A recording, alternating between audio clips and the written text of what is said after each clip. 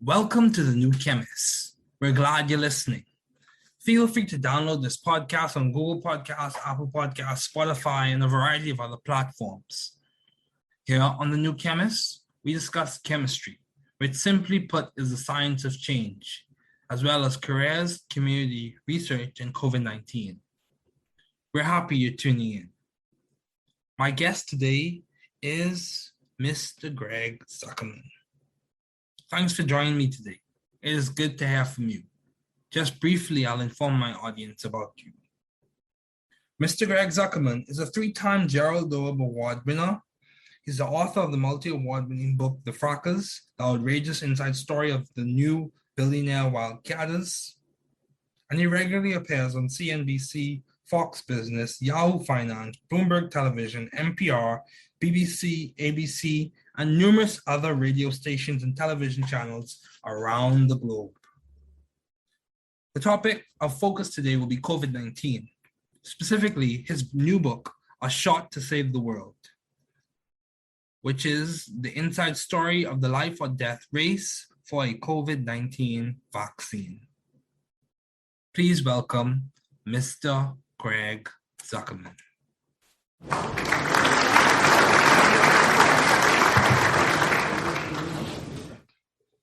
Today we'll be focusing primarily on his latest book, A Shot to Save the World. And I think this will be a really good and exciting conversation. He has highlighted the work of several key people from Moderna, BioNTech, Pfizer, Beth Israel Deaconess Medical Center, Novavax, Oxford University, and several academic researchers. A really established and distinguished journalist. Please welcome Greg Zuckerman. So, in your book, you highlight that success of vaccines can be a model for society, showing how private industry can work hand in hand with government bodies. The COVID-19 vaccine revolutionaries are now focusing on new challenges, including cancer, AIDS, malaria, multiple sclerosis, and more. So from reading this far, it appears as if the incremental success affiliated with vaccination policies can serve as a model for society. In what way do you see this occurring? And how is this feasible in the long term?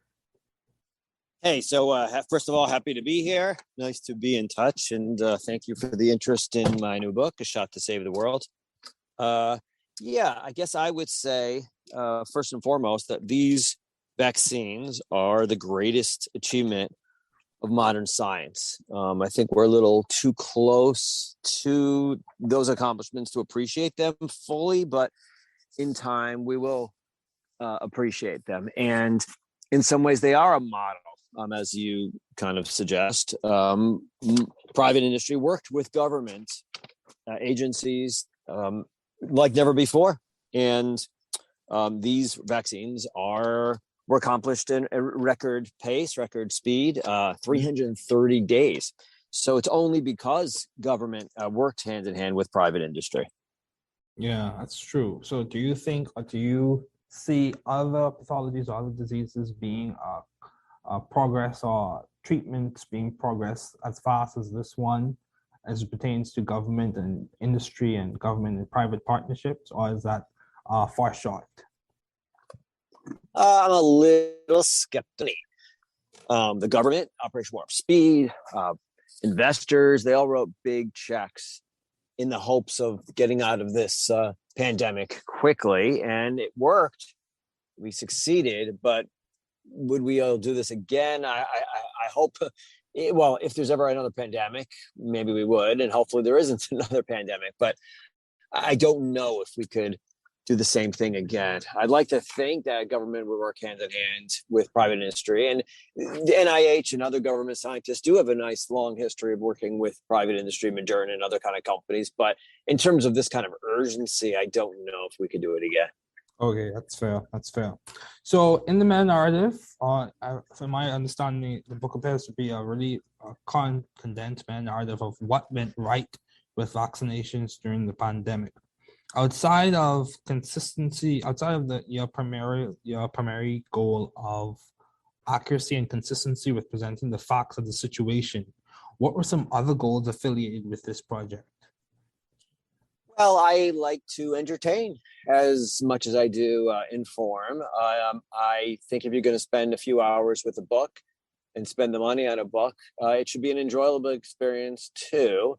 So what I try to do is get at some important and potentially boring or dense topics through the people. And that's the way I do it. I think they can be inspiring. They were inspiring to me. And that's part of why I wrote this book, to learn myself. And these characters, these scientists, these researchers they're entertaining, but they're also inspiring. And that's my goal as well, to inspire, to educate, and inform and entertain as well. Okay, that's good. It's very good. So in your book, it's noted that many vaccination efforts were challenged. Namely, Moderna didn't have the money to make the vaccine as recently as May 2020, and Pfizer and BioNTech executives were unable to decide on the vaccine design, affecting their own efforts. Oxford University scientists weren't convinced the virus was a true threat and needed the stimulus of junior researchers to foster focusing on a vaccine. So how do you think risk management and analysis came into play when this vaccine was produced? Well, it is important to remember that as effective and as protective as these vaccines are, they weren't a sure thing. We didn't really know whether they would work. And there was a lot of drama that I discovered doing the research for my book. And hopefully the people will enjoy reading about that drama in the book. As you said, Moderna, as recently as May 2020, they weren't sure they were going to have money. Researchers at Oxford were sort of torn and whether this was going to be a pandemic or not, or a virus that they should be focusing on.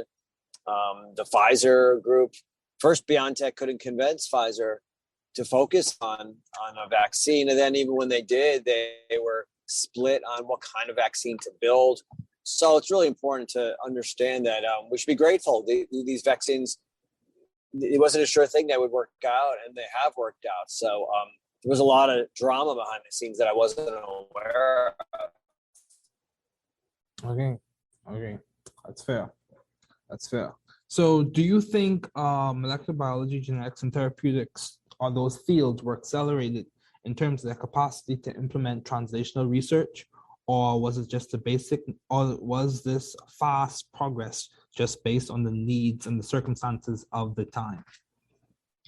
Well, my book is really about the history of the last few years and actually the few decades that really led up to these approaches. I mean, people weren't really focused on them. They weren't aware. But for years, scientists have been working on mRNA, and they were very kind of stubborn and resilient and persistent. The conventional wisdom was that we shouldn't waste time on mRNA, and yet these scientists ignore the conventional wisdom. So, and the same thing with the adenovirus approach, which led to the J&J and the AstraZeneca vaccines. Again, the conventional wisdom was it wouldn't work out. People shouldn't waste their time on them. So there was really a lot of history that went into these approaches. Yes, they turned around quickly and they worked quickly, obviously, last year. But it wasn't like they were thrown together quickly last year. There was a lot of work going into last year that I think people need to be aware of, and is really heroic work that I think people need to acknowledge and be grateful for. And that's kind of what my book is about, the heroic work that took place in 2020 last year, but also in the years leading up to 2020. I've noticed that the book is categorized based on, or is portioned based on years and time frames. So a classic risk management model involves periods where you monitor, respond, you adjust, you implement, you assess, you authorize, you prepare, categorize, or select. Where do you think we're spending most of our time as in our response to this pandemic? Do you think our time is being spent primarily on responding to it, or implementing changes, or preparing for the changes that will come about from all these various variants? Where do you think we're spending most of our time based on your studies and work that you've done thus far on the pandemic? Well, what's clear is we have not spent enough time on preparing for new viruses. There'll be new ones that emerge. There'll be maybe even new pandemics potentially. We're in an age of lethal viruses. Amid global warming, we're encroaching on the animal kingdom more than ever.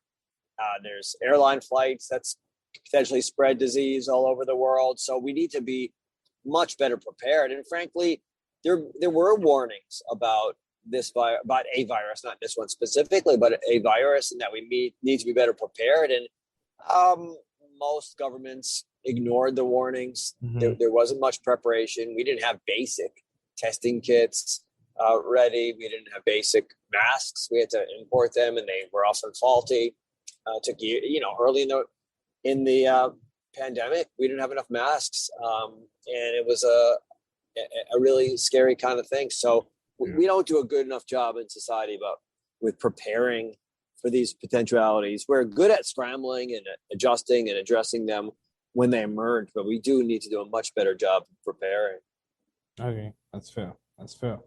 So, continuing this conversation, I did some research, and some key vaccination facts from the World Health Organization state that immunization through vaccination is one of the safest ways to protect against disease. It is always best to get vaccinated, even when the risk of infection is low. This is what the World Health Organization is saying. Combined vaccines are safe and beneficial. There is no link between vaccines and autism. This came from a myth from a 1998 study that was quickly found to be seriously flawed. And the study was ileal lymphoid nodular hyperplasia, non-specific colitis, and pervasive developmental disorder in the children. And that was in the Lancet. And that study was found to be seriously flawed.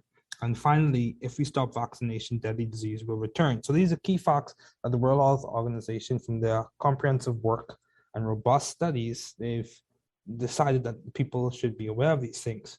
So how do you think we can combat vaccine misinformation? How do you think we can combat that? It's a really great question. It troubles me very much. The scientists they went all out to develop these vaccines. They succeeded, effective, protective vaccines, safe vaccines. And yet a percentage of the populace doesn't care and would rather rely on some YouTube video that their brother-in-law told them about, as opposed to the guidance of their internist that they trusted for years. It's perplexing to me and confounding. What do we do about it? Well, I'm trying to do my part, frankly. I think my book should be reassuring to people, and I'm trying to get out there and talk to people, and I've done speeches and done media with vaccine hesitant groups. And what I try to emphasize is that these vaccines were not done overnight. There was years of work that was dedicated to developing them. They were not rushed. There weren't corners that were cut. And I think what's important to emphasize, and frankly, I don't think we do enough, the government and other kinds of people. Listen, there are two types of vaccine hesitant people. There are people that believe that Bill Gates is putting a chip inside our brains, and it's hard to rationalize with those people. But there are a lot of other people that are quite measured and concerned and reasonable. And they're wary because they say, well, Greg, you told me that the average vaccine takes 10 years. The fastest vaccine until last year was 4 years. That's mumps. And now you're telling me that in 330 days, we created this new vaccine with a new technology. So I'm concerned. And I understand why those people are wary. They have reason to be wary. So what I try to emphasize is, well, A, the years that went into these vaccines, but B, the reason why we went so quickly, we were able to develop it so quickly, is because we developed these vaccines. We did different stages, different phases simultaneously. I don't mean phases as in phase 1, phase 2, phase 3, but I mean that historically what we did was develop a vaccine and test a vaccine, and then you manufactured a vaccine. 3 distinct stages that take years. But for the first time ever, we did things simultaneously. We manufactured vaccines, for example, before we even knew that they were going to be effective. And we never do that historically because we don't have the money for that. Why would you spend billions and billions of dollars manufacturing a vaccine when you don't even know it's going to work or not? Mm-hmm. And the only reason we could do that is the money was available. So again, we didn't cut any corners. We just did things simultaneously for the first time. And I think when you emphasize that, when people know that, when people understand that, it's reassuring to them, and it should be reassuring to them. So we manufactured these vaccines before we even knew they were going to be effective because we were taking a risk. It was money risk more than anything. It wasn't safety or health. So that explains why we went so quickly. And I think that should be reassuring for people. And I also think, along the same lines, just because a result is novel or a result is new doesn't mean the components haven't been developed over a long period of time. And the techniques haven't been developed over a long period of time. So yeah, I completely agree. That's a very good point. Yes. That's a great point. Yeah. Yeah. It takes time to develop techniques, the skills, all of the parameters, all of those things. Yeah. It takes time. Yeah. Yeah. And in science, right. They were applied. I'm sorry, I didn't mean to cut you off. In science, what? In science, many times we come up with new results, but the techniques were in the works from years, sometimes decades before we even began. So yeah, you go ahead. What do you have other examples of that? That's a very good point. So for example, like in chemistry and synthetic chemistry, we come up with new molecules all the time, but like stereoselectivity, asymmetric organic catalysis, all those organic catalysis, all of those things have been developed over time. Even though the things we can get may be novel, we may get a new product that we have to characterize through NMR, mass spec, and a variety of other techniques. But even the techniques that we use to characterize that new product, they were developed over time. So, yeah. So That's a great point. That's a great point. Yeah. So go ahead. I think that's important to emphasize for people, right? Hopefully that's kind of thing that can reassure people. So yeah, we developed it quickly, but the techniques were not developed quickly.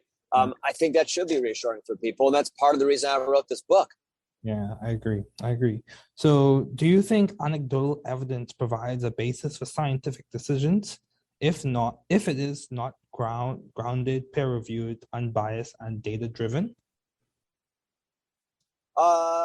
No, it all needs to be data-driven and peer-reviewed. Okay. Unfortunately, in this case, sometimes the studies had to be released before they were peer-reviewed, but eventually they were. So eventually we get there. It's just that we were in a pandemic and it wasn't the time. But it wasn't like any huge decisions were made or vaccines were shared, were distributed before the data was there. I mean, these vaccines were tested on tens of thousands of people, and at this point, over 1 billion people have them inside them. So, people should be reassured at this point. Yeah. So, one more question along this pandemic, and then we'll discuss your career thus far. Why do you think conspiracy theories became so popular during this pandemic? It's a great question. You step on a nail. Well, and I'm sorry.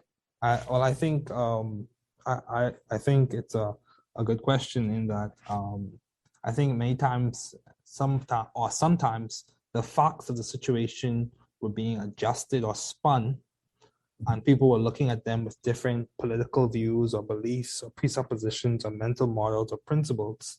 So of course it was going to result in different outcomes or different ideas about the situation, because the facts of the situation were being spun as opposed to being looked at from an objective or an empirical standpoint or basis.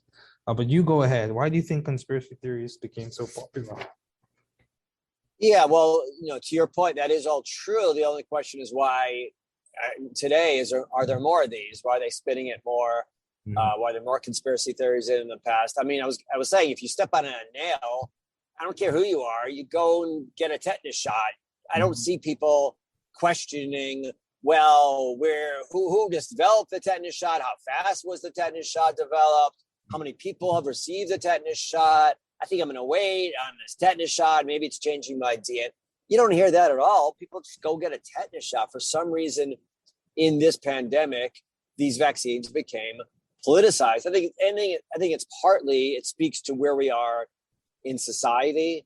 Mm-hmm. Everything is politicized. I don't care what it is. Everything sadly, is a reflection of politics, and it's tribal. My team versus your team, and your team versus my team. Oh, you like the vaccines, then I can't like the vaccines. You don't like the vaccines, then I can't have any questions about the vaccines. And it's a sad reflection of where America is today. I mean, I guess to some extent, broader society, other countries too. I see same kind of conspiracy theories in Germany and England as well.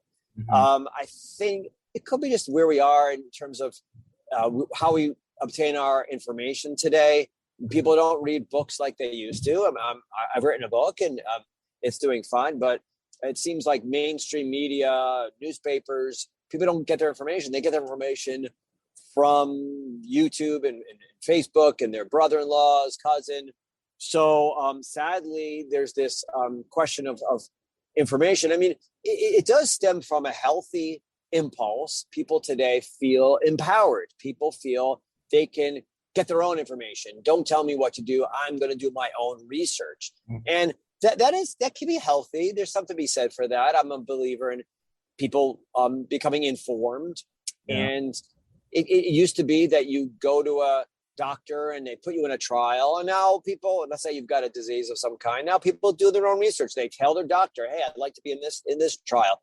And it goes back decades. I start off my book with HIV and the chase for an HIV vaccine, and HIV patients often were not part of the process, and things have changed since then. And it's good to be empowered and to feel part of the process, but you also need to defer to the experts to some extent, and scientists, and they are trying to help and they're trying to heal and come up with vaccines and medicines. And to be accuse people in health and public health policy of doing harm is just awful and discouraging for somebody like myself. Yeah, I completely agree. And, I'll just give this classic example. I don't go to my principal investigator and tell him how I think he should do research on the Metallo chaperone. I take his advice and proceed forward, considering how he's the expert in this instance, in this situation. So, I think it's important, and I think your book, it was timely and it's very seminal. And I think it'll be a good addition to the information that we have up there right now. So, concerning your career, you've been successful as a Wall Street Journal special writer. What have been your long-standing interests in the field of science and journalism? What have been your interests that have lasted so long? Well, I write about all kinds of different areas. I'm not a science writer per se. I just look for good stories. So I'm an investigative reporter right now, and a lot of what I do is focusing on the bad and the good. I like strikeouts and home runs is the way I look at it. So it's companies, it's firms, it's individuals that do really remarkable achievements. I wrote a book a few years ago about the energy revolution in the United States and how we went from a country that was running out of oil and gas to discovering huge amounts of it. So much so that the United States is actually exporting oil and gas. And I wrote about the individuals that are responsible, and they're smaller companies, they're geologists, they're interesting wildcatters, people like that. I like to do that kind of thing. I wrote a book a few years ago called The Man Who Solved the Market, and that's about those individuals, and they're usually scientists and they're mathematicians who developed a way to invest, a new way to build algorithms, to predictive algorithms way before Facebook and Silicon Valley was using predictive algorithms, and how they conquered the market. So I like to write about big achievements and how individuals pull them off, and companies and scientists, how they pulled off those big achievements and changed society. And this one, my new book, A Shot to Save the World, is really encapsulates that theme of unlikely individuals. And it's usually unlikely individuals that I like to write about, unlikely companies, etc., scientists, mathematicians, etc., who changed the world. I think that's very useful because people can learn from them and extract ideas, mental models, principles on how they thought about the situation, and try and apply some of their thinking and ideas to their own personal lives. So, how do you maintain view of the bigger picture in your career and in your life in general? How do I maintain the bigger picture? Yeah, view of the bigger picture. How do you see the forest for the trees, and how do you keep perspective, essentially? so it helps that I'm a generalist. I'm not an expert. I'm not a scientist. I probably got B's at most taking my classes in science growing up. So I come at every topic as an outsider, and I'm fascinated by these achievements. So to me, it really helps. It really helps that that I'm an outsider. I mean, to me, it really is important to be to maintain the perspective of an outsider. It helps me be impressed by these individuals. It helps me be a little bit skeptical too. I'm not too caught up in it. So it helps that I'm an outsider and not an expert, and it hurts me as well. So it's a challenge I have to become an expert on some of these areas, and I hired a PhD to tutor me. She's in a lab in Newark, and she worked with me on educating me on various aspects. And a lot of the scientists, the vaccine, the virologists, the vaccine specialists, the researchers, they all walked me through a lot of the topics and the issues, and that helped me as well. Yeah, that's good. And that answers the following question. How that explains how you are adaptive and creative in the fields of science and journalism. So how did you seek or find the right environment for you to thrive scientifically and intellectually? How did you end up at the Wall Street Journal as a special writer? How do you achieve that career achievement? How did you reach there? I started off at a small little newsletter, and then I went to the New York Post, and then I went to the Wall Street Journal. I've been there since 1996. And basically, I worked my way up, and I proved myself. And then at the Journal, I've done various different beats, different topics, different areas of investigation. But now I'm in an investigative unit. So they give me a lot of leeway. I come up with good ideas, hopefully, or they have good ideas for me to research, to run after, to target. And but there's a lot of flexibility. Sometimes I write about science. Sometimes I write about the energy world. I write about finance. So I'm very, very blessed and lucky that I have this kind of leeway. I mean, the challenge is to be an expert in all these different areas and to find the right people to talk to. So that's my challenge. But the good thing is I never get bored. There's always some interesting area to write about.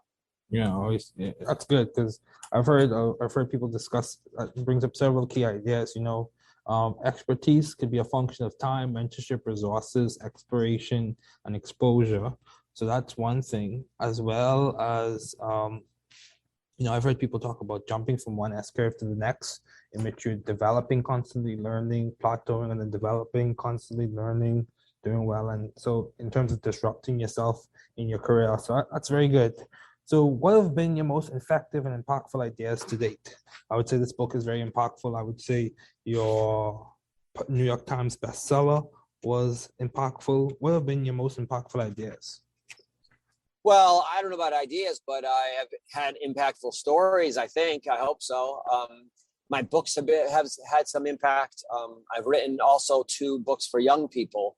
I wrote 2 books with my sons. We wrote books to inspire young people. They're called Rising Above and Rising Above Female Athletes. The first is mostly male athletes, and the second are female athletes. And the idea was we wanted to speak to the athletes and find out how they overcame challenges in their youth. And it's trying to be entertaining, but also inspiring for young people. And I'm very proud that a lot of young people, this is their first book they've read.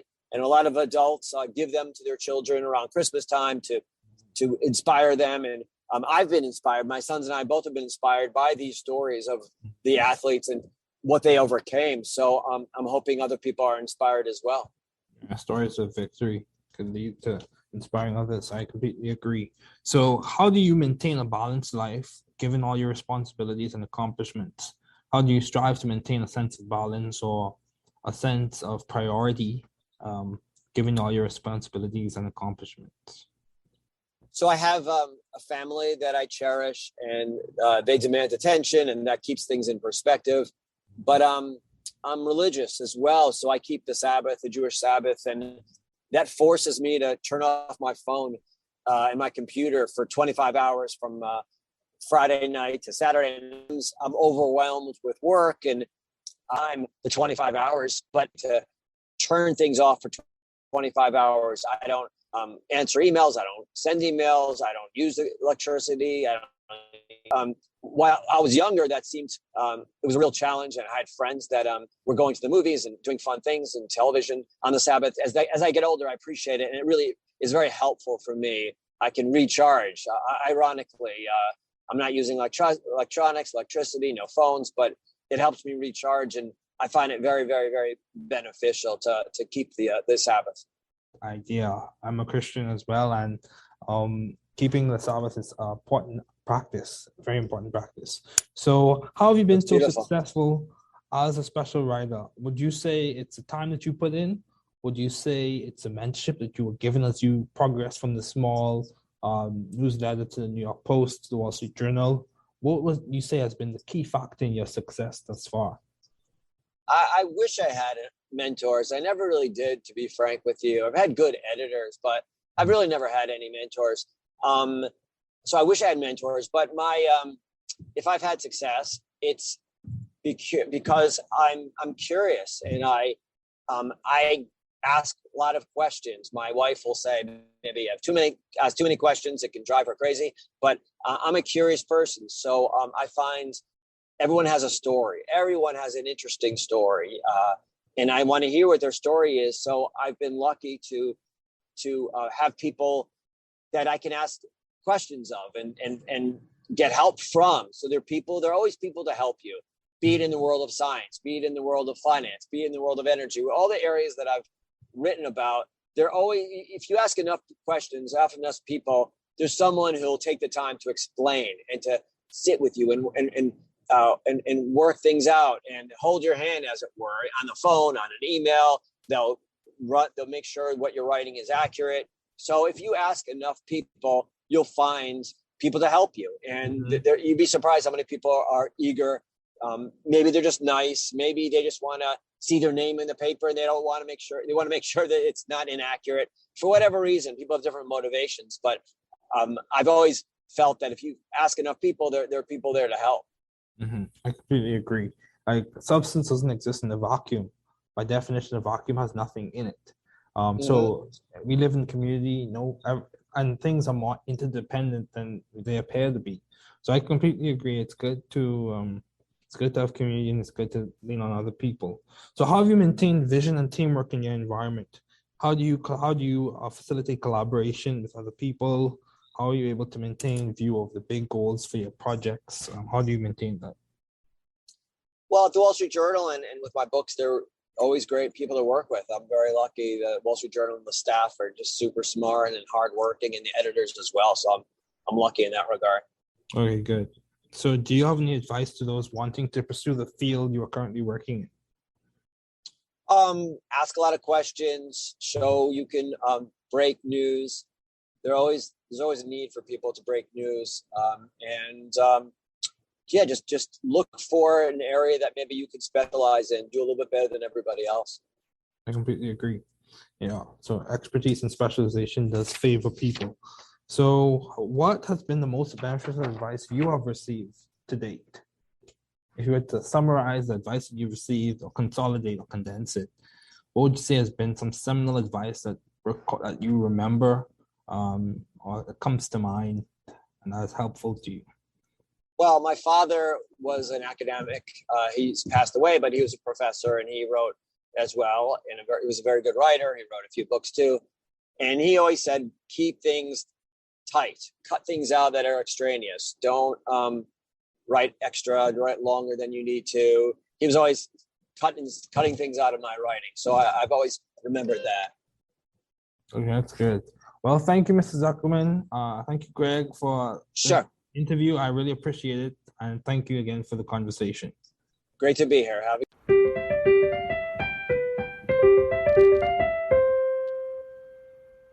Thanks for listening. We're glad you were able to tune into this podcast.